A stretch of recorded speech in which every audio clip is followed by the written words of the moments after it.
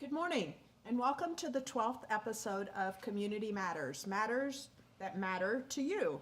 I'm Mayor Mary Alexander Basta, and today's topic is understanding your tax bill. Property tax bills started arriving in your mail, and year after year, there are always questions regarding the items. So today, we have experts joining us in the field. Today's guests include Lucas Rickelman, co-administrator of the Village of Bolingbrook; Tim Brophy, Will County Treasurer; Steve Quigley, President of the Valley View School District, joined by Gary Grzathy, Assistant Superintendent, Administrative Services; Jerry Hicks, Vice President of the Bolingbrook Park District; Bob Kalnicki, President of the Fountaindale Public Library Board; and Gary Marschke, Supervisor of DuPage Township, as well as Ken Harris, DuPage Township Tax Assessor. Thank you all so much for being here and for joining us. While we've been exclusively online for the past episodes, today we are also joined by guests here with us live. So welcome. Thank you so much for being here. If you're watching online, please remember that you can comment or make comments or have questions online, and we will be sure to try to get to those as much as we can. I'll start by letting our guests introduce themselves. Lucas, you're up. Hello, I'm Lucas Rickelman. I'm one of the co-administrators for the Village of Bolingbrook. I actually grew up here in town, and I started interning while attending U of I when I was studying civil engineering down in the engineering department, and I have since made my way through the public works and engineering, and I'm now one of the co-administrators for the village. Good morning. My name is Tim Brophy. I serve as your Will County Treasurer. I'm a native of Joliet, born and raised there, about 5 generations, I think, in Joliet. I started my career in banking and real estate, and was served on the Joliet City Council for 16 years, from 95 to 2011, and was elected treasurer in 2018. Thank you.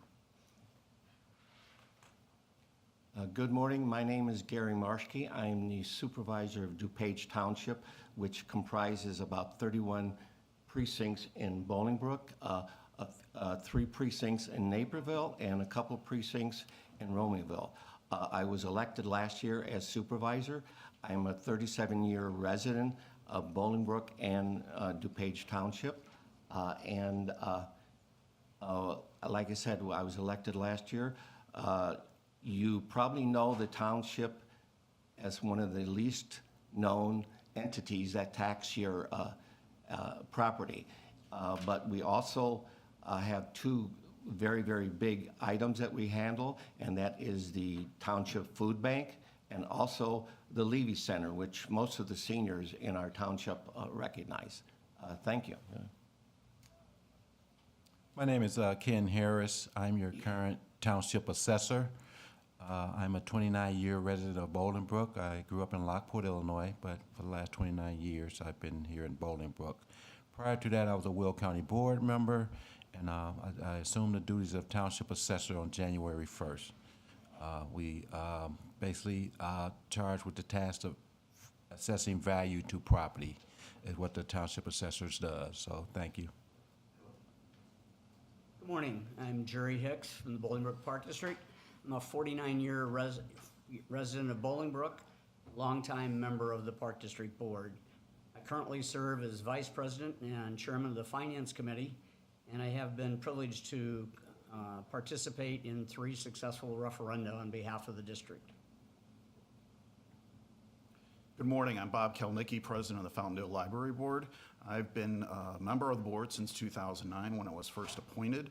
Last year, after the retirement of longtime President Peggy Danhoff, the board selected me to take over the president's role.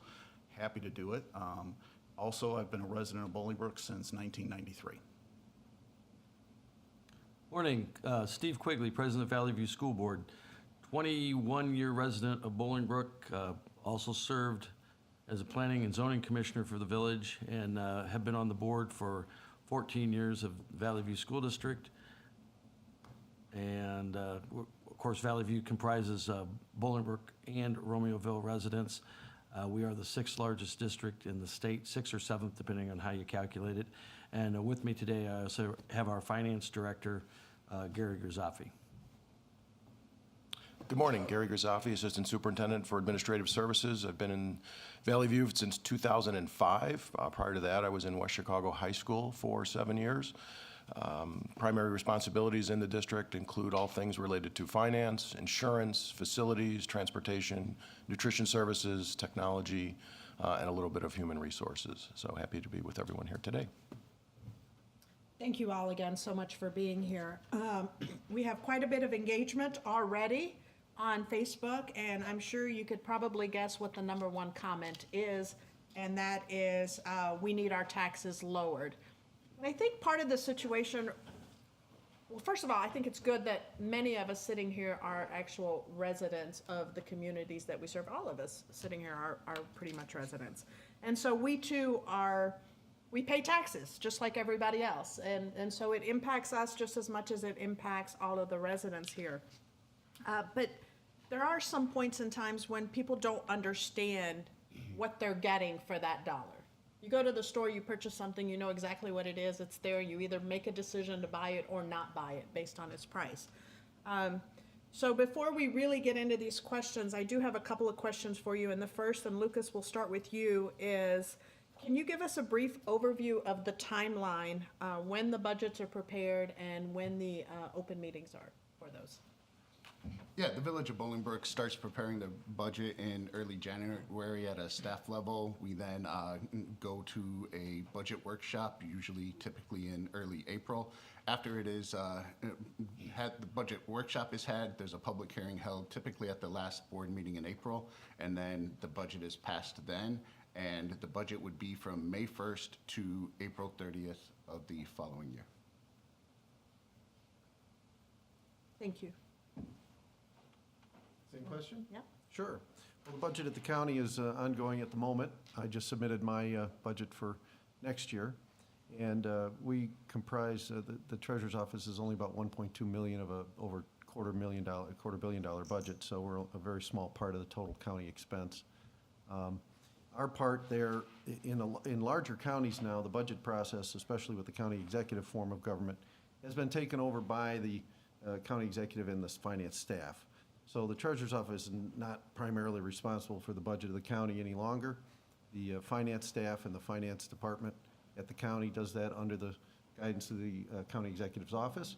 And then we, like every other department, submit our revenue and expense estimates to those staff members, and we come up with that large $260 million budget for the year. Thank you. Thank you. The township budget usually starts in January, and we have some public hearings as far as the budget workshop. Actually, it's kind of ironic because tonight we have a township meeting at the Levy Center, and we are actually on the agenda is the approval of our budget for the 2022 to 2023. Now, our budget and our levy, as far as the tax bill, is normally about 0.6%, 0.6 of 1%.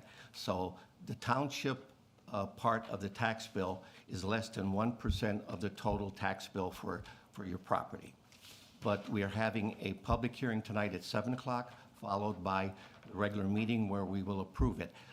And our budget year starts April 1st and goes to March 31st of the next year, which means we actually are in the process of spending money on a budget that we haven't approved yet.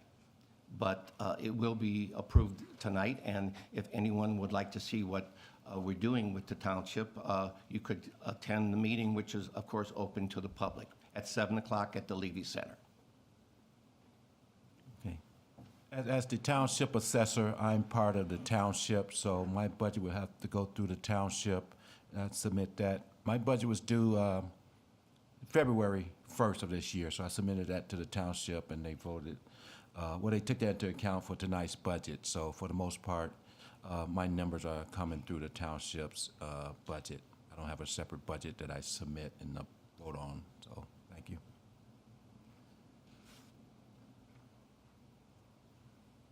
Jerry? The Park District staff begins developing our budget for the current year in the June to October timeframe. In November, they make a presentation to the board for a review of their work plan, which drives their activity, and then the budget to support that work plan.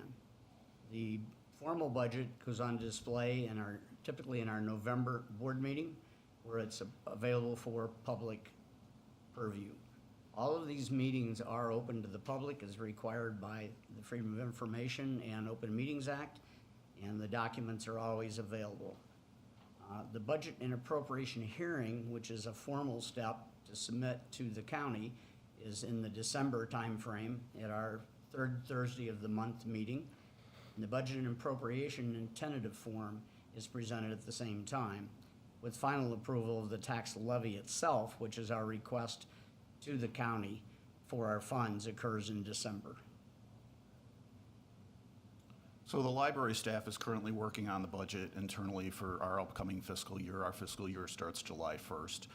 At our June meeting, we will pass a tentative budget to get us started in the new year.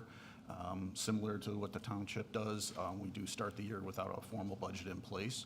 But we do go through the same processes as the other taxing bodies regarding appropriations and the levy and such. Our September meeting is the opportunity for the public to come in and voice their opinion, ask questions. Our meetings are the third Thursday of every month, starting at 7 o'clock. The September meeting, this is a special meeting that starts at 6:30. So that is the time frame for, again, the public to come in and specifically talk about the upcoming budget, the upcoming levy as well. But again, I encourage everyone to come, again, third Thursday, 7 p.m. At the library. Steve? So the Valley View budget is currently being put together. As you're aware, and we're aware as well, that we're probably 68 to 70% of your tax dollar for the district. We also are probably the third largest employee in the county of Will. We have an operational budget of $287 million plus dollars, 2,500 employees, 22 schools, 21 buildings. We will be going through the summer, putting the things together for the facilities, all of the other things. We're also in contract negotiations with our staff right now. All these things coming together for a final approval in September. Once we have a preliminary budget put out there, it's always available online, and of course, for discussion at any of our meetings if somebody wants to come on. And we're on Mondays and second and fourth Mondays typically, but sometimes that changes depending on the month. In the summer, we only meet once a month because we don't have as much activity. But that's the typical, operational situation for the Valley View School Board. Thank you. Just to let everyone watching and in the audience know, we belong to multiple townships and have several school districts. We did extend invitations to many. Some were able to make it and some weren't. But I think in listening to the ones that are here representing, it could pretty much go for the same of school districts and townships. Tim, I'm going to ask you this because, everybody wants to know, why are our taxes so high? And then someone, and I actually want to read this, and I'll try to read as many of these as I can, but my bill is ridiculous, over $7,000, and I live in a stamp size property. The schools are subpar at best. So again, I encourage everyone to look at the tax lines because see what multiple tax lines on your tax bill. I actually have a couple of them here. But Tim, you want to answer why are our taxes so high? We get that question a lot. I'm sure. And it's like at the restaurant, you don't realize what you got until the bill comes at the end and you say, oh my, I ate all that. That's when everybody notices the detail on the bill. And if you look at your bill, you can see how much goes to your fire district, how much goes to the library, how much goes to school. Those things are a mechanism of our participatory democracy. We together have decided that we're going to do these things together, and this great nation became so successful because of the things we do together. It's the nature of a civilized society that we put things together and do them as a group that we can't do individually. I'd rather not pump water out of the ground for my house. I obviously connect to the city water system. I'd rather not throw a bucket on the house if it's burning. I'd like to call 911 and have them show up. And the size of the education portion on your bill is an indication of how much we value education. Again, this nation did not succeed as far as it has without the education of our population. And so we together are saying to each other, we value this part of our society, and that everybody should be and deserves a decent education. Now, how each town and village and state go about that, a little different. But as the quote goes, I like to say it quite often, when you look at how complicated it is, it seems like the worst system in the world, except for the fact that there are none better. So if you've traveled, maybe you've discovered places that seem to work better, but I've traveled and I always like coming home. It feels safe, it feels good to get back home. So we do these things together because we have a civilized society. We don't live on islands. I know I may not use some portion of the tax bill as much as another. Maybe I don't use the park district a lot. Or maybe, thank God, I don't use the fire department a lot. But we still need those things and want those things together for our neighbors who may need those or may want those. And that's the explanation of why the bill is so high. It is relative to what, I always ask. You know, you can compare it to, you want to compare it to Tennessee? Okay, but let's look at the details of that area. How long does it take to get an ambulance call? Is it a 25, 30-minute call? In my town, it's 4 minutes. Maybe that's important to you, maybe it isn't. Do they even have a physical library in that part of the world, part of the country? Maybe they don't. Do they have these park districts with plentiful golf courses and recreation opportunities? Maybe, maybe not. And so what we've decided in this area as a people is that we value these things, and that's why they appear in your tax bill. We pay for them together. There are plenty of options in rural situations where the taxes aren't so high and the services are not so plentiful, and that is a choice that we make as Americans each and every day to either stay where we are or move. Thank you, I appreciate that. Did you mention Tennessee because you know I'm from Tennessee? I didn't know. All right, I just wanted to check that. And I do have some various samples from different parts of Bolingbrook, and just as I was looking at them, some of them have 11 taxing bodies that collect, and some of them only have 9. So obviously, depending on where you live. Ken, this one is for you. Someone is saying taxes are so high in Bolingbrook, and property value is not the greatest when homeowners don't want to upkeep their houses. So I don't know about you, but I know that homes in Bolingbrook have been going at a premium, and many of which, the ones on sale, and maybe Jerry, by virtue of your profession, you can speak to this, have been going above asking. So I feel that Bolingbrook is a desirable place to live. But do you want to answer that question? Yes. When we assess property value, we assess based on market. And we use a sales ratio study. We use the previous 3 years of sales data. So those houses they're selling now, that's gonna be there for 3 years when we go calculate the assessed value. So as the homes start selling for the prices they're selling at, that's gonna affect the assessed value when it comes for time for us to assess value to the properties as a whole. So we do use what's called a sales ratio study, and we use those sales to come up with the value. And that's just one of the many factors that goes into the assessing value, along with other characteristics such as the square footage, the number of plumbing fixtures, and other things like that. But the home values are going up. Those sales, right now we're looking at 2019, 20, and 21 in our sales ratio study. So when 2019 drop off, these home values they're selling now, that's gonna affect the assessed value of the properties. In terms of demands for a home in Bolingbrook, I've been a real estate agent in Bolingbrook for 20 years. The last 2 years is the highest level demand I've ever experienced. The price growth and the value of homes on the sales market is incredible in its upward trend. I did a look at the last 90 days of sales in Bolingbrook, and 80% of the homes sold for over list price. Some of them considerably over list price. So the demand is incredible. The problem we have is not enough homes for sale. There are far more buyers in the market than there are homes for sale.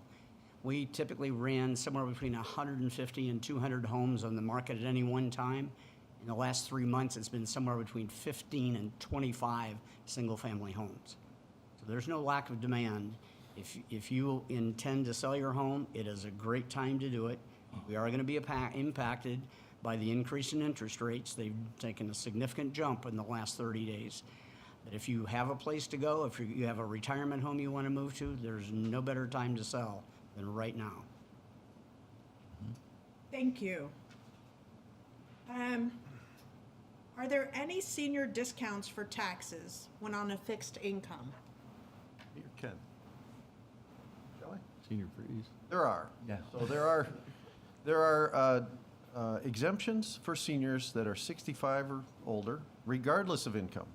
So anybody 65 years or older owns a home, anyone, either one or both of the homeowners, you're entitled to that homestead exemption. Now, what that does is it takes, that senior exemption. It takes $5,000 off of the assessed value, not off of the tax amount, off the assessed value. So if your tax rate is 10%, that senior exemption saves you $500 a year, just to give you an example. The homestead exemption is available to all homeowners who occupy that residence. You're entitled to one homestead exemption across the country. You can have a homestead exemption in Illinois, but you can't have one in Florida. If you have both, sometimes one or the other will find that out, one will have to be removed. So the senior exemption is available to everybody over 65, regardless of age. Now, there's another one that is available based on income, called the senior freeze. If you freeze your assessment, you have to have an income of, I think it's about $55,000 or less, and there's an application process for that. It's handled by the Will County Supervisor of Assessments office in downtown Joliet, and that's an annual application that has to be done. We skipped it a couple times during the pandemic, but the annual application is required, and you have to then bring proof of your income and make a statement on the application that says this is true and accurate information.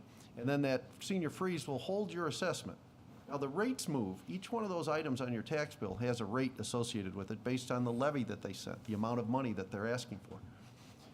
So the rate could move a little bit, but the majority of your bill is going to be stable. So just because your assessment is frozen doesn't mean that your tax amount is frozen. If the rate on a certain line item goes up, your tax bill could go up a little, but it's still based on that frozen value of your home. So those are available for seniors. And there's one final that's available, which is called a senior deferral. The deferral is actually a loan from the state of Illinois. They'll lend you up to $5,000 to help pay your taxes. Again, limited to those with income of $55,000 or less. And that, of course, has to be paid back at the time the house is sold. Thank you. Lucas, I'm going to let you answer this one instead of me. But I pay the Village of Bolingbrook $500. What do I get for it on my taxes? Well, the village provides many services. First off, I would start with the fire and police department. These are our frontline emergency responders, whether they're patrolling the neighborhoods to keep them safe, or showing up when you have a medical emergency, or your house is on fire. One thing about the fire department I would note is we incorporate our fire department into the village. So when you look and compare us to other communities, some communities might appear to have a lower tax rate from the village, but they have a separate fire district. So unlike other communities, we have wrapped that all into one. So there isn't a separate entity governing the fire department. That is done by the village. Beyond that, we do public services, and public services is broken up into two different things. Community development and public works. On the community development side, this is the building department, planning and zoning, engineering, and they make sure that when we build things and develop, we develop in a safe manner and ways that will impact the environment as little as possible, and also just make sure that you're getting a quality home if you're building a house, or you meet setbacks when a new building is built, so we're not overcrowding streets. Beyond that, we have public works. They maintain a plethora of things, roads, sidewalks, traffic signals, signs, and striping are things you just see, but then there's things that are hidden. There's storm sewers, Sanitary sewers, we have 3 treatment plants, we have 10 lift stations. These are all necessary to collect the sewage and treat it before we put it back out into a stream. And so we want to be environmentally responsible as we do that. We maintain 5 fire stations. There's the town center complex that not only includes town center, but the community center and Meyer Park as well. We do the performing arts center behind town center, and one of the most important things every winter, snow removal. Can you explain why we can't shovel all the sidewalks in town, or why we can, but we don't? It's a matter of cost and just being able to get to it in a reasonable amount of time.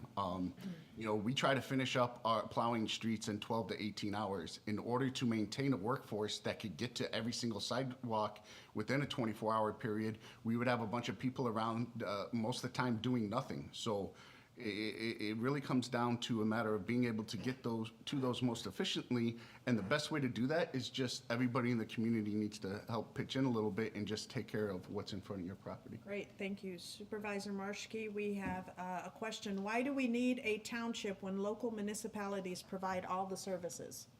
Well, first of all, the local municipalities do not provide all the services. By state law, the township is responsible for 3 main issues, and that is, first of all, assessment of property, which is under the assessor's office. The second one is what they call general assistance and emergency assistance, which is services to indigent, people in our township that need help on a temporary basis, okay? And the third thing that we don't have to worry about in our township is roads, because we have less than 7 miles of actual township roads, so we don't even have a highway department, okay? But what we've also been given is duties such as the senior programs. Many of you know about our Levy Center, where we handle the senior program. We have over 2,000 residents who are members of the Levy Center, and that's actually increasing every day. We also have a youth program that is geared towards juvenile delinquency. And when I say geared towards, we're trying to help kids from becoming juvenile delinquents. Now, under a rule by the state and everything, townships can only do what is explicitly given to it by the state. In other words, if the state says we can help seniors, we can help seniors. But if it says like, if we're going to give to the POM team, no, we can't, because the state hasn't given us that authority. And under the state statutes, townships cannot do anything that they don't. One thing I'd like to make a comment about the taxes, school taxes. A lot of people don't realize that under our state constitution, the state is the primary responsibility for financing education in the state. Okay, and in fact, I wish we would have some legislators here to answer the question. Over the last couple of decades, the amount of money and the percentage of education funding has steadily decreased from the state, so that 2/3 of the funding for schools are coming from local taxes, and less than 1/3 is coming from the state. And so there has been a push by legislators and everything else to try to get the state to take up their primary responsibility. And if the state would have come up with their primary responsibility for education funding, then our property taxes would be reduced significantly. So I think maybe the legislators should answer exactly why the state isn't taking their responsibility.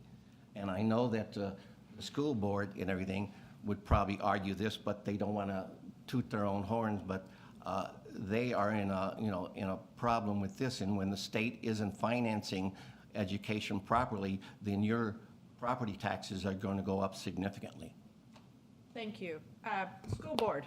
I don't have any kids. What benefit am I getting by paying school district taxes? First, I want to say thank you, Gary. You stole my thunder.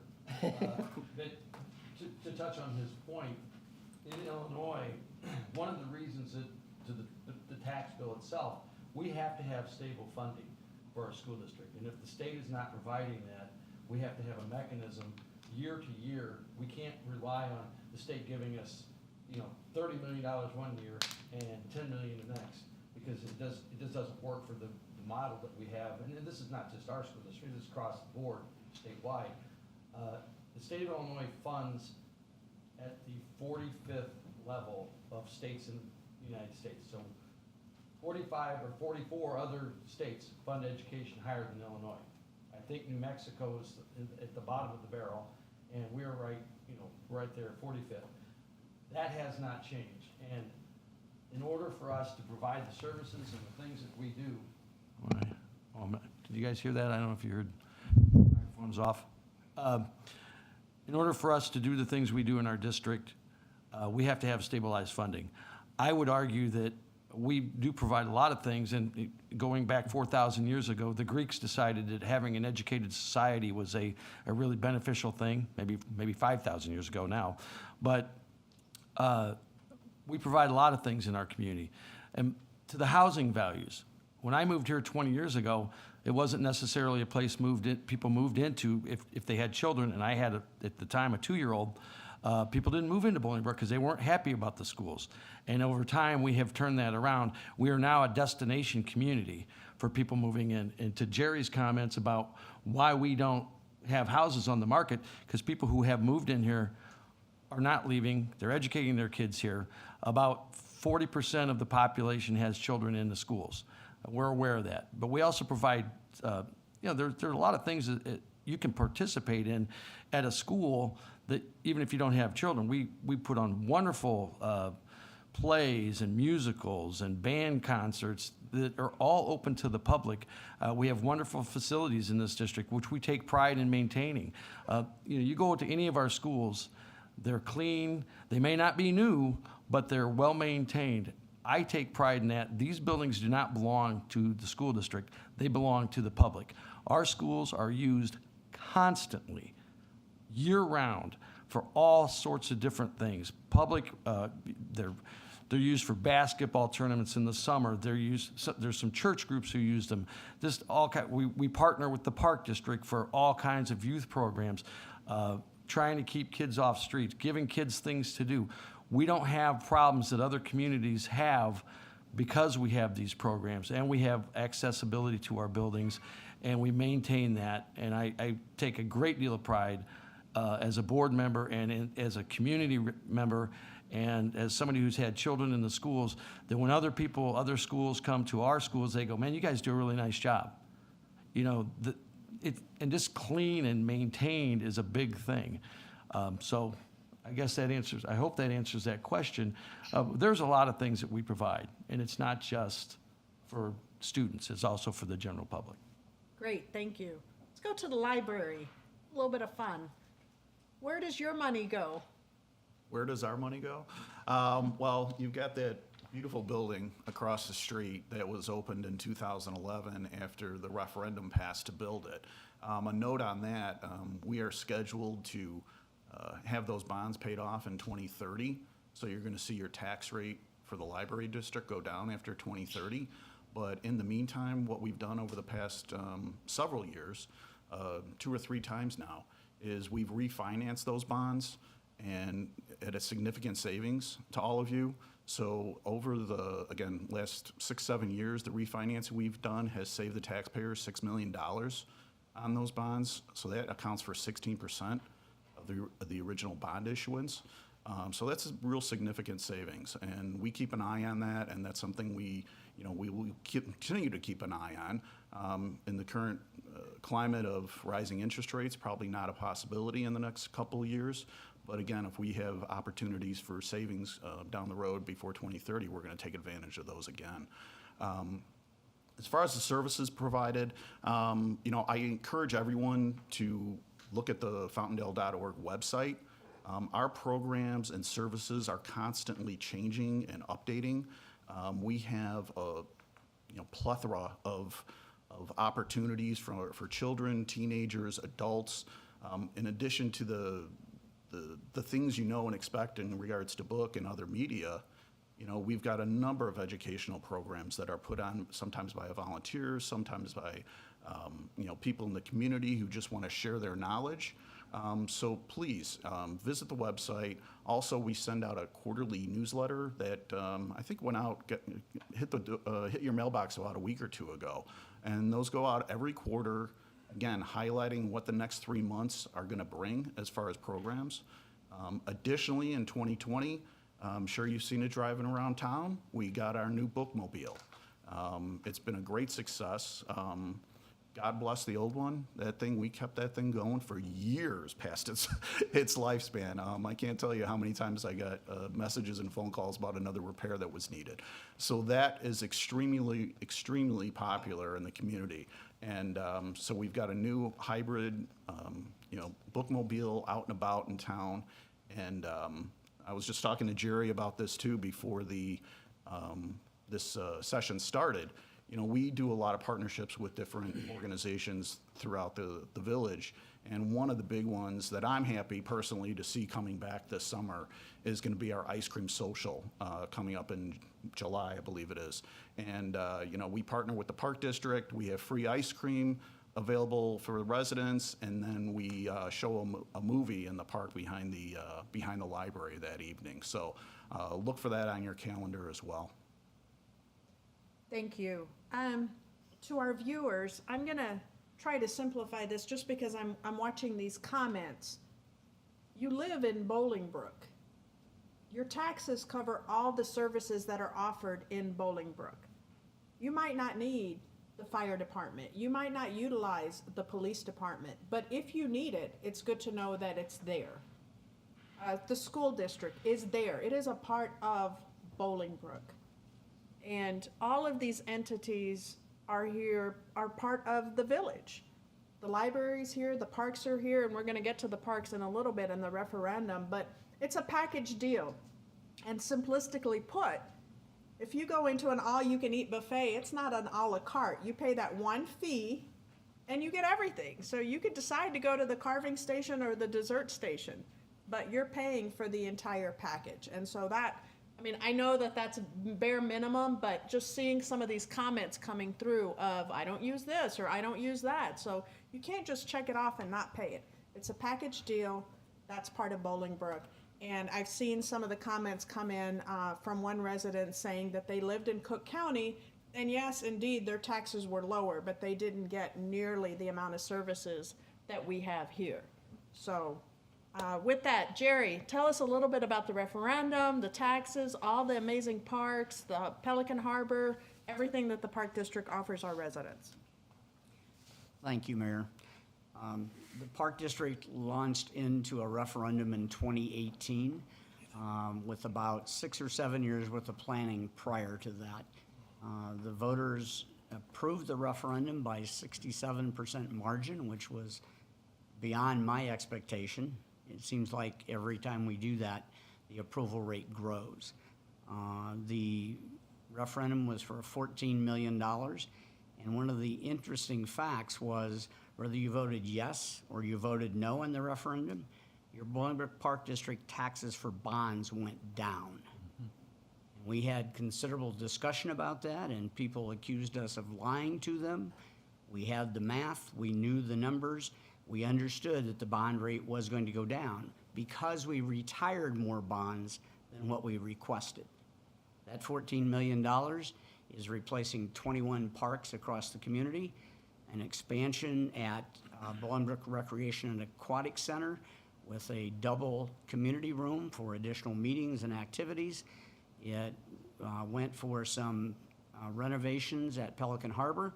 Those of you who are familiar with the Lazy River, we had an interior circle of natural Illinois plant growth, and because we, in the summertime, run out of space for picnic tables and for chairs, chase lounges for people to enjoy the sun, we converted that center of the river into a usable space. And there's now a pavilion, and there's space for additional funbrellas and people to sit and enjoy the activities. There's numerous other projects around the community that involve our buildings and our grounds with improvements or replacements. And like the school district, we take pride in maintaining what we have, and we try to make sure we do a good job of that. Thank you. What are the different factors that affect the value of my home? How can I determine if my assessment is correct? And can I appeal the assessment? There's various factors that goes into assessing the value of a home. Like I said earlier, your market value, based on surrounding sales in this area, property physical characteristics such as the size of the home, any attached garage or detached garage, the number of plumbing fixtures, the square footage. All that goes into determine the value of your assessment. As far as appealing the assessment, yes, you can appeal your assessment. You cannot appeal your tax bill, but you can appeal your assessment. Especially when you get the notice of assessment, that's the time to appeal. If you disagree, you can do your own comps, comparables, submit those, and ask us to review it. Even if we're outside of that process, we have what's called an assessment review. At any time you want us to review your assessment, we have a form on our website, the page townshipAssessor.com. You can go there and request an assessment review, and our staff will look at that assessment and reevaluate that. So, yeah, that's what we're here for at the Township Assessor level. A lot of our work goes to the Will County Supervisor Assessment, but feel free to contact us or come in to visit. We can help you understand this process and hopefully explain to you what goes into assessing value. Did I answer everything? Yes, thank you. The tax freeze. Someone is indicating that if they're on a fixed income, they probably can't even afford the application for the tax fee. Is there an application fee, and if so, what does that look like? No, there's no fee to apply. It depends on the amount of the fixed income. If the income is fixed at $80,000 a year, then no, you can't qualify for the freeze. But if it's fixed below $55,000, then they may qualify for the freeze. Very good, thank you. Boughton Road, can we use some of our tax money to repave Boughton Road? We are actually working on engineering a certain section of that. It's more than just 2 inches of grinding and paving. We need to get into the sub-base. At one point, it was a county road, and they used a base that has since started to fail. So we need to make sure that we get in there and completely fix the road. So we are working on engineering that. Can you tell us when we fill a crack versus when we actually have to redo the road? So we do crack filling as part of preventative maintenance, but you need to catch it when it's small. So there's just not cracks that go into when it determines whether it's time. There's other distresses such as rutting, weathering. So we have an engineering staff that drives the entire town every year and evaluates the roads. And then, we kind of assess them a little score, and then we repave the worst of those every year. Great, thank you. School district. What is our grade? Why don't we hire custodians? And why did we not refund money like District 204 did during the pandemic? And what did we do with the excess funds that we took in when teachers were not teaching for the pandemic? I know that that's a lot, but I'm sure you could couple it all in together. So the teachers were teaching because they were doing it online. So check that box. Go. What was the first question? Why does Valley View not hire custodians? We do have custodians, but we also have a service that does that on our behalf. And what was the third question? You were going faster than I could write. Sorry. Refund. What's the grade? Our school district grade. Based on whose assessment? It's a refund, yes. I'm not sure what the question, I give us a solid B. How's that? Solid B, I like that. That's very good. Solid B, overall. If you think about the demographics of our district, we have over 60% of the families in our district are getting some sort of assistance. Most people don't know that. That's why I also like to promote the United Way, because 2 out of 3 people use some service, if they have children in particular, use some service in Will County provided by the United Way. People don't understand that. I would bet you would find other districts in the same situation as ours, who you might think are financially more secure than they are, and they have 40 or 50% of their students on some kind of a government-assisted program. All those things that factor into educating kids, and these last 3 years have been tough on families, they've been tough on students, they've been tough on staff. You know, we have a charter to do a certain thing, and that's educate the kids. But your school districts have become far more than just that. We're providing social and emotional support for kids. You know, not everybody lives in a perfect 3-bedroom home with 2 children and mom and dad. Mom doesn't work, dad does, whatever. They both work, they don't work, whatever. A lot of single-family parents out there trying to do the best they can with what they have. And Jim Mitchum, when he was superintendent, when he first came on board as a superintendent, he said, I have to take every kid and do the best I can with every kid. That back then was 18,000 plus students in our district, regardless of their socioeconomics, regardless of their race, their gender, any of all that. We have to deal with that. And when I say I give us a good solid B, I'll stand by that. Do we have issues in our district? Of course we do. But what we don't do is hide from them. Leroy Brown, the former deputy mayor, the late great Leroy Brown, as I like to call him, I was walking down the street here one day, and Leroy was driving down the street, and he pulled over and we started chatting. And he said to me, hey, there's a problem in our area with, particularly he was talking about heroin, but opioids. And I said, what do you want to do? He said, I want to start a program. This was years before anybody was even talking about heroin being a problem, but he saw it coming. And our school district, in conjunction with the village, started a big push to keep those types of things out of our schools. Do we have some of it? Of course we did.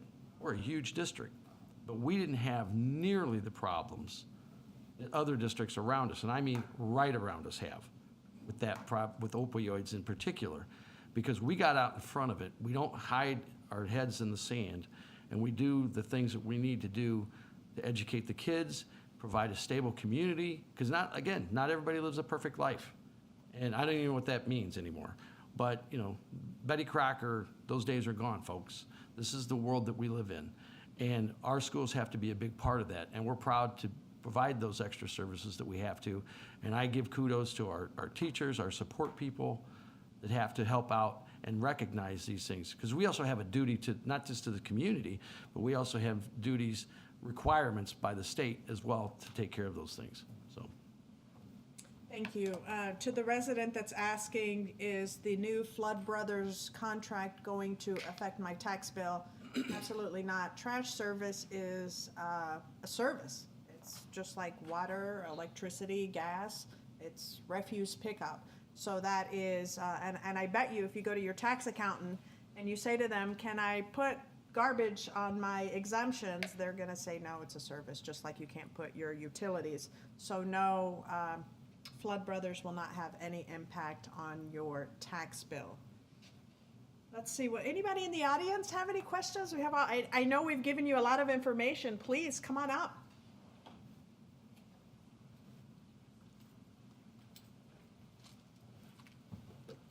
Kind of answered it already. Gretchen Schroeder, 49-year resident of Bolingbrook. I was going to ask about assessments, kind of generically, but somebody already asked it, and I wanted to drill down a little bit. I live in a townhouse. You say you go at comps plus other variables. I have no land. The land is commonly owned. So why am I paying almost $6,000? Once again, we can look at your particular situation if you wanted us to, but it goes by the sales. Which subdivision, may I ask? Whispering, what the Okay. heck is it? It's out by the church, St. Francis Church. So it's relatively new. I moved there 18 years ago. Yeah, that's one of the things. And do the comps include only the townhouses, or are you also including single families, which It's obviously normally you're going to when go? we do the sales ratio studies, we get the comparables like for like. So, but that's what we try to do with the sales ratio study. So it sounds like my best bet would be to challenge the assessment. You can, or we can do it, like I say, we got an assessment review. We definitely look at that particular, your situation. Okay. Or we can also look at the entire subdivision and see where you're at. And Yeah, it didn't get make you a sense to better me. I've already answer. done the senior exemption, Oh, the the exemptions, homestead. okay. I think I have too much money for the freeze. I'll have to look at that, but I don't even Okay. know if that would help. So, that's where I was going with it, if you had to Okay, drill down a yeah. little bit more. Yeah, just contact us and Okay. don't be afraid to use the assessment review. One resident told me, if I do the review, then you're going to jack up my taxes. I said, no, we're not. You would think I would know some of this, but it's been a long Right. time. No, that's okay. I mean, So- it's very confusing, and that's the title of this the gathering, is understanding your tax bill. So we got to understand everything that's involved. Yeah, and- it's been, I and, haven't we- really paid attention to it that much, Yeah, but but it, please feel free to it's contact us. really going up. We will definitely work with you and anybody else out there. okay, thank you. You're welcome. If I'm a new resident, how do I apply for homestead tax exemption? You can come see me. We welcome it. Come see me where? At the Township Assessor Office, that's 241 Canterbury Drive. Just come in or call or go to the website, the page townshipAssessor.com. We're there. If you want to Google my name, Ken Harris, it might pop up, provide information about me. But please come see us, and we'll definitely look into those specific situations. Okay. This is a question that comes up often, and it's, we brag about having new construction, new homes, new businesses in town, new, we're expanding, we're growing. And with that growth, there's the expectation of a decrease because you have more people paying.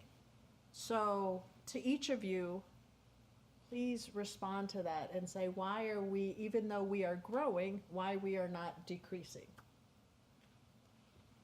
Well, for us, the simplest example is if we add 100 new homes, that's 100 new homes that need service. So it's additional police, it's additional plowing, it's additional fire services that are needed. So as we grow on the residential side, those are additional services that are needed. What we try to do is we try to balance that with developing industrial. So industrial and commercial, another thing that helps kind of pay those tax bills and keep those lower. A typical industrial building can pay anywhere between $200,000 to $800,000 in property taxes a given year. Now that goes through all these taxing bodies, but the purpose behind those is to help balance the services that we provide with the residential development. Thank you. Sure. Yeah, well, if you had no growth, you may see an even larger increase as a smaller amount of taxpayers try to bear the burden of existing and growing cost of services.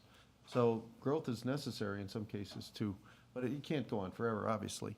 But there is a difference. There are pros and cons. And for example, Shanahan Township has 65% commercial and industrial base. Only the residential are carrying 35% or so of the Shanahan Township taxing burden. Joliet Township is just the opposite. Where I live, it's 35% commercial industrial. So when I compared my tax bill to Scott Slocum's the other day, Scott's went up 3%, mine went up almost 6%. Why? Well, Scott has ExxonMobil in his township, and Exxon's the #1 taxpayer in Will County, and so that helps with that. Now, the con is, some folks have to look at a smokestack maybe, or a building that isn't as desirable as a Sunset. But those are the give and take, the pro and con that choices when we choose to live somewhere. That's why there's a difference in from neighbor to neighbor. You might have a relative or a friend that lives in another township and their tax bill didn't change as much. And so when you look at the constitution of the bill and who's helping to pay those taxes, that explains it. Thank you. Actually, as far as the township, with it being less than 1% of the tax bill, the taxes from the township are extremely steady as far as, the residents. In fact, in most years it goes down because what happens is the assessed value of the township goes up and our budget pretty well remains the same, okay? And also, as a township, we are limited as far as any increase in our levy for taxes. We're limited to less than, we can't go above 5%.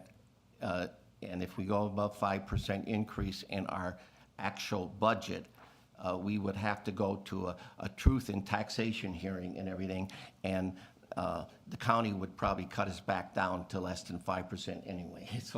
So our levy and our taxes have pretty well remained steady or gone down over the years.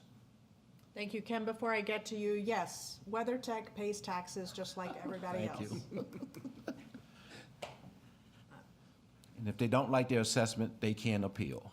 So just so we get that out there as well, that Actually, I think we should thank WeatherTech, because back to Lucas's point, they pay a great deal of taxes, which kind of helps keep our taxes right. at somewhat of a lower cost. So without WeatherTech, your tax bill would be much higher. Yep. And once again, understanding your tax bill, if you, a true understanding of that, and also we talk about the tax rate all the time with tax bills. If the assessed value goes up, the tax rate normally goes down. So it's the other factor that's part of your tax bill that causes the dollar amount to increase or decrease.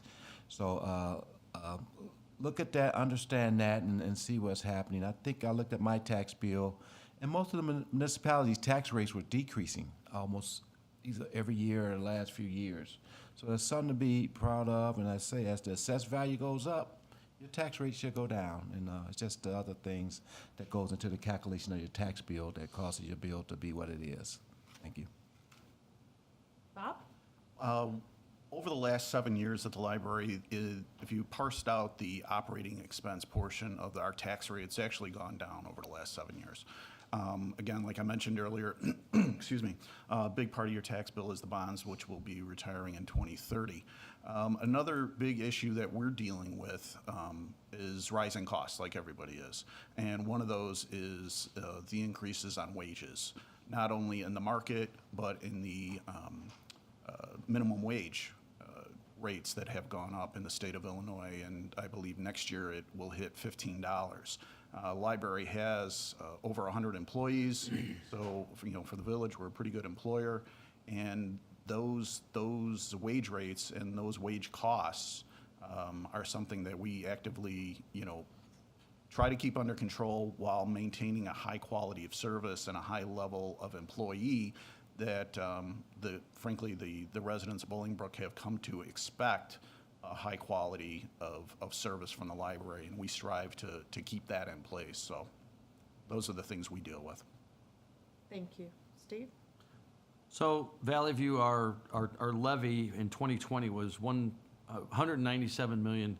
For 2021, it's $202 million, so that's a 2.6% increase in our levy over across all categories and what have you. So we, again, we're the second or third largest employer in the county, have been for a long, long time. I was actually surprised by that when I first came on the school board. But if you look around Will County and you say, who's bigger? There's a couple districts that are larger than we are. But we are very conscious of our levies and our rates. We only take the amount of money that we need to operate and very little more. There should be kudos sent out to the leaders in the community over the past 20-some years in the Valley View community, in particular with the mayors and the development of the towns, because we're not just a bedroom community anymore. Bolingbrook and Romeoville, Mayor Claire and the mayors, Mayor Noak and the mayors previous to Mayor Noak were very smart in planning a community to have some of this commercial and residential balance before, where it was mostly just residential, but creating that, because it does provide stability. You do have your weather techs, you have your Chicago tube and pipe down in Romeoville and all these other things. We have all these logistics. Now the logistics don't necessarily bring in as much as maybe like a weather tech would, but we still have a balance that would not have occurred with not the foresight from people 25 or 30 years ago to make that stability happen. Of course, you get some of the problems that come with that. We get the truck traffic, we get the this, the that. But also that is just based on where we are geographically located along 355, I-55, you know, in the United States. We're the crossroads of America right here. And that is a thing that I think some people don't understand, but it is a great balance that we've that we've achieved. It's not perfect by any stretch, but again, when the comment about Cook County, somebody moving out here from Cook County, well, move out here from the city of Chicago. Their taxes are offset by those, 100-story buildings who pay millions of dollars a year in taxes, and they don't have the, population percentage-wise doesn't equate.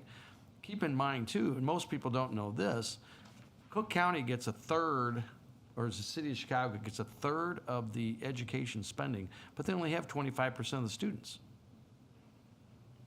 Just figure that out. That's a thing that's a battle that we deal with in Springfield as well. That the state of Illinois does not provide education funding according to its own constitutional mandate. A preponderance, whatever that means to you, to me it means at least 50%, but they don't provide a preponderance of education funding in the state of Illinois. And again, I'm not sure exactly what that means when they wrote the Constitution in 1970, but it is where we are. And but we are very conscious of our spending. We are very conscious of what tax. We all live in the district. We all, I pay taxes just like you. I have that person. I pay $7,000+ in taxes on a postage stamp size lot, just like for my 4-bedroom home. So we try to do the best we can, and hope that people understand that we are very sensitive to it as well. Thank you. Positive comments is our library is beautiful and we love our library and park district, so kudos to you. There was a comment about why the tax bill is not broken down into 4 payments as in previous years, why it's 2, and especially at a time when there's hardships. Sure. We've had, I think, 2 payments in Will County for as long as I can remember. The pandemic caused the county board in 2020 to vote to pass a resolution asking me to employ the statutorily provided relief, which is move into 4 payments, delaying any interest penalties until that second half of each. And the board did that twice. County board did not take that action this year. So I went back to the prescribed 2-payment system that we've been using for years. There were some that liked it. There were significant challenges with it, I might say. The IT guys, I call them, downstairs at the county building, and the challenges we had with corrections and things were enormous with the 4-payment system. But that relief is available by statute. Had we employed any different type of relief, you have to remember that each one of those taxing bodies on the bill then are getting their money in a delayed fashion. And so the schools might have to borrow money because I haven't collected as much. But if they have to borrow money, they have to pay interest on that borrowing. And guess where that cost goes next year? Into their levy and on the tax bill. So there's no free lunch in this, in delaying tax payments or spreading things out. And so luckily, most taxpayers did not employ, the great majority did not employ the 4 payments, but a few people did. We did hear some thanks for that relief, but again, without county board direction to do it again, we did not. Thank you. I think it's important to let everybody know that each one of us work very hard. We try to cut back. We try to, without giving up services. Cost of living increase, our staff works very, very, very hard, and they have the expectation of a cost of living increase. I mean, that's just part of life. I don't know of anyone that goes to work and doesn't expect an annual or every other year or something, a raise. Now let's take that into account with, it's hard to find employees at any point at this point in time. I know that Pelican Harbor is about to open up. I don't know how your staffing is looking, but finding staff that's dedicated and not working for less than $15, $20 an hour is very, very difficult. I mean, you'd be amazed how many emails we've gotten over this past week about grass and how tall the grass is. And you know, I challenge you, find a landscaper that's available to come out there and cut the grass. So you have to look at the overall picture. What am I getting? What am I paying? What goes into it? And, you know, and hold your representatives accountable. I mean, the state is not picking up its fair share, and that leaves the burden on municipalities. Some people will say, well, if the state pays more, then I'm going to have to pay more to the state. I don't know. I don't know what that equation is, but the initial agreement was X amount of dollars comes back or stays in the municipalities from the state, and that's clearly not happening, and therefore we are relying on our residents to offset those shortages. I want to be mindful of your time. This has been great dialogue, but we are past the hour mark. So if you could just make closing comments and also let people know how to get a hold of you. It is very important that you ask the questions. Facebook is not going to give you the information you need. It is not going to give you accurate information. Everybody sitting at this table will give you accurate information. So I would request that you share with them contact information. If I have a question, go to the source, and Facebook is definitely not it. Lucas. Well, I thank you today. You know, I've been part of the village staff here for 20 years, and I would just say that it's been a pleasure working with all these other taxing bodies. And one of the great things about this community is when I go to other public works peoples in different towns and I say, hey, I'm doing this with the library or I'm doing this with the park district, you know, I get a lot of strange looks. It's like, well, but that's the park district. Why would you do something? Well, we all serve the same residents, and we're all here to help the community. So, you know, these are the elected officials, but there's a lot of great staff behind them, and over the years, it's been a pleasure to work with them. Thank you very much. Again, my name is Tim Brophy. I'm your Will County Treasurer. I want to remind folks that every parcel in the county, it's a hard copy bill mailed to you. Whether or not you have a escrow account set up at your lender, everybody should get a tax bill in the mail. If you don't, please contact us because there's something wrong with your address or otherwise.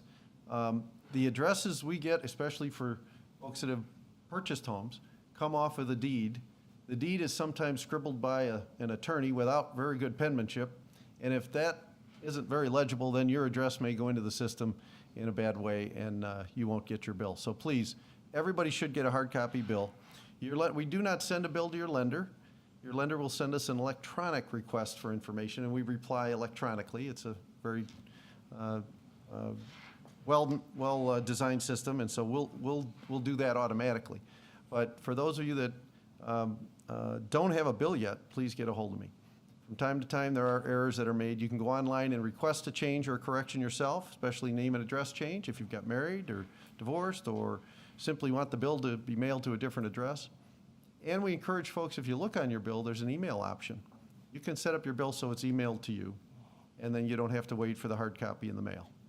Thank you very much for allowing me to participate today. I appreciate it. Again, my name is Gary Marshke. I'm the DuPage Township Supervisor. The township is really geared towards social services in two main areas. Those who are indigent and need help on either a temporary or a long-term basis. If you have anyone who has problems and is really in dire straits, they should contact the township because we have someone, a supervisor of our general assistance, who can not only help with emergency assistance if you qualify, they can also refer you to other agencies such as the Salvation Army, LIHEAP, or other things. The second thing we have that is really important is our food pantry. And our food pantry is available to by government standards to certain income levels. But we've estimated that about 20% of the households in DuPage Township and in Bolingbrook qualify for food assistance. And I was just talking to our manager there, and he said the average person coming in usually gets about $400 worth of food, and you can use it twice a month. So if you think, a lot of people feel that they don't, qualify for that. Well, you may. So if you'd like to get hold of the township and see about our food pantry and also our senior services at the Levy Center, you can contact us at area code 630-759-1317, and we can put you in the right department. So thank you for your comments, and again, thank you. Okay, I'm Ken Harris. I'm your DePage Township Assessor. Basically what we do, like I said earlier, we assess assign value to property. You can contact us. We're at 241 Canterbury Lane here in Bolingbrook, or you can give us a call at 630-759-1315. There's a ton of information available on our website at DePageTownshipAssessor.com. We have a guide to Will County Local Township Assessor, as well as the Understanding Your Tax Bill. These are available. We have links on our website. They're also available at the Will County Supervisor Assessment website. So just thank you for inviting me, and feel free to come into the office. That's what we're here for. That's what you guys elected us for, to be there for you. So any questions or clarification you need, please reach out to us. Thank you. Jerry Hicks, sit on the Bolingbrook Park District Board of Commissioners. You can reach me directly at jhix@bolingbrookparks.org, or you can refer to our website where all of the public documents are available, as well as all of our marketing materials for the services we offer. You can also call the Park District Administrative Offices at 630-739-0272, and they will relay a message to me. I do want to comment that we work hard with our intergovernmental agreements with the library district, with the Fountaindale group, with the school district, with the use of their facilities, and with the village, where we share equipment and sometimes resources to get projects complete. It is one of the primary ways that we eliminate duplication in your tax bill. We could not provide the services we have today without the cooperation of these other agencies. So thank you all. Appreciate it. Again, my name is Bob Kelnicki. I'm president of the Fountaindale Library Board. As I said earlier, I would encourage you to go to our website, fountaindale.org. That is a great source of information on all the programs we have, as well as all the contact information for all the people at different levels. You can reach me via email at rkelnicki@fountaindale.org. You can call the library, 630-759-2102, or you can email our director, Paul Mills, at pmills@fountaindale.org. And again, thank you, Mayor Mary, for putting this together. I think it was a really good conversation today. Hi, Steve Quigley, Valley View School Board. You can contact myself or other board members at vvsd.org at our website. Our phone number is 815-886-2700. And to echo what everybody else said, this has been a wonderful forum. Mayor Mary, thank you for the opportunity to present here today. Feel free to reach out to any of the Valley View folks, Mr. Gazafi, our superintendent. We have a lot of professional staff who can answer questions. Thank you. Thank you all again. We do have residents also thanking you online for the dialogue and being open and transparent, which I know we all are. I'd like to thank the residents that came in today. We appreciate it, as well as those on Facebook that have been part of the conversation. Again, I encourage all residents, get involved in your community. Look at your community calendars. Email the people who have the answers. Ask the questions. You don't get a red flag for asking a question. Nobody is going to get assessed more if they try to dispute their tax bill. It's good to be an informed resident. It's also good to know what's going on in your town. We have so many activities. Wednesday night concerts are about to kick off. Park District has things going on all summer long. Village Picnic is coming up. Jubilee is coming up. All of these things are for the residents. And oftentimes, when you come to these events and you ask, there's actually residents from other communities that enjoy these because they don't have the luxury of having this in their hometown. So they do come and visit our hometown, and with that, they might buy gas or groceries or visit a restaurant or what have you. But we have an amazing community. I wouldn't trade it, not even for Tennessee at this point, maybe, but not now. But anyway, thank you all for being here. This is available on Facebook, on our village website, rebroadcast. So please feel free again to ask questions of any of the people up here, as well as any department and any entity on your tax bill. Our next Community Matters will be on June 21st at 10:30. I invite you to join us for that. And any closing comments from anyone? Thank you. No? Thank you. Thank you all again for being joining here, us. and enjoy the rest of your week. Thank you.